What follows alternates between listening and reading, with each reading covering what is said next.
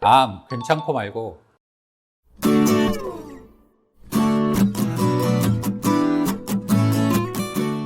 안녕하세요. 닥터 이재순의 암과 면역 이야기입니다. 오늘은 항암 면역 치료제 중에 많이 사용이 되고 있는 사이모신 알파1의 다양한 활용법에 대한 이야기를 해볼까 합니다.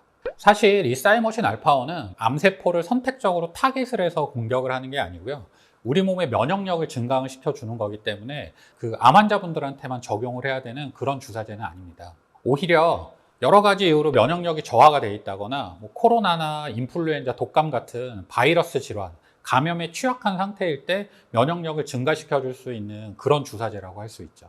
하지만 그동안은 이 사이모신 알파1은 주로 암 환자한테들만 사용이 됐었는데 제 생각에는 아마 비용적인 문제 때문에 그랬을 것 같습니다.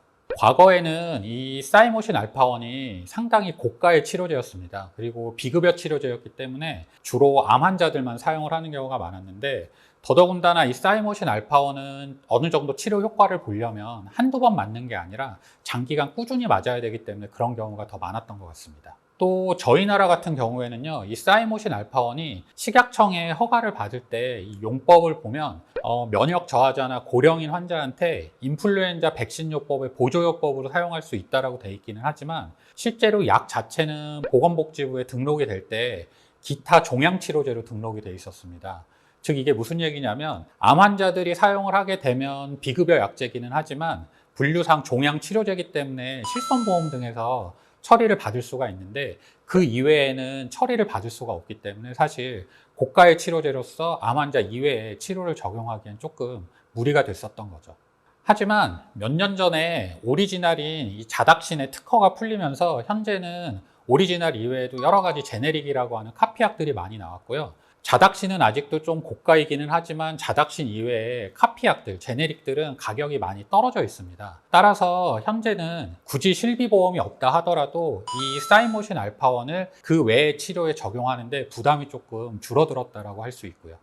예를 들어 코로나에 감염이 된 이유거나 최근에 독감도 또 유행을 했었는데, 독감에 걸린 이후에 기력 회복이 잘 안 되고 컨디션이 되게 많이 떨어져 있는 분들이 있으시고요. 또 일종의 코로나 후유증식으로 해서 기침이 장기간 지속되는 분들이 있는데요.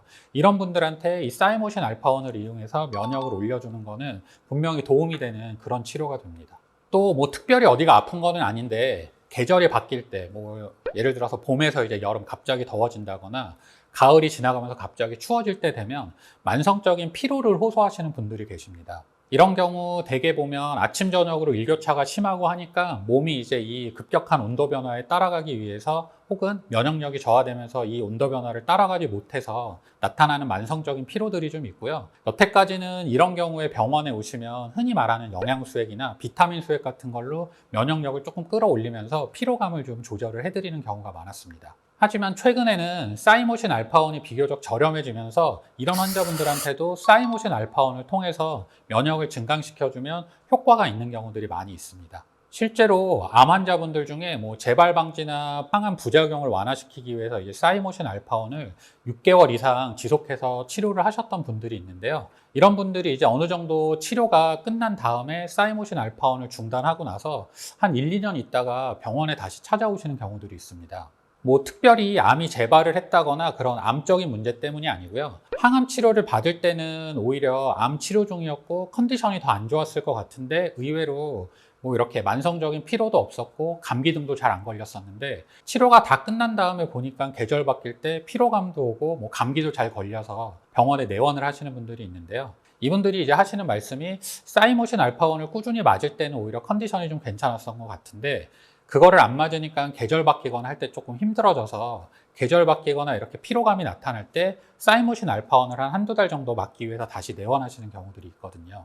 이처럼 여러 가지 경우에 면역력이 떨어져서 증상이 나타난다고 의심이 될 때는 이 사이모신 알파1이 도움이 되는데, 물론 이제 암 환자분이 아니고 일반적으로 떨어진 면역력을 끌어올리기 위해서 맞는 거기 때문에 암 환자처럼 장기간 많은 횟수 맞으실 필요가 있을 것 같지는 않습니다. 저 같은 경우에는 이게 암 치료 때문이 아니라 어떤 면역 저하나 코로나 후유증 등을 조절하기 위해서 내원을 하시는 경우에는요, 일반적으로 일주일에 한 번 정도로 시작을 해서 4번 정도, 즉 한 달 정도 치료를 해보라고 권해드리고 있습니다. 이후 환자분 컨디션을 봐서 좋아는 졌는데 조금은 부족한 것 같다 그러면 뭐 횟수나 기간을 조금 더 연장을 해서 맞으시면 되고요. 또 뭐 이번에 이제 주사를 맞고 컨디션이 회복이 됐다가 뭐 1년 정도 지났는데 또 환절기 때 면역력이 떨어지거나 그러면 다시 오셔서 사이모신 알파원을 단기간 맞아보는 것도 추천을 드리고 있습니다.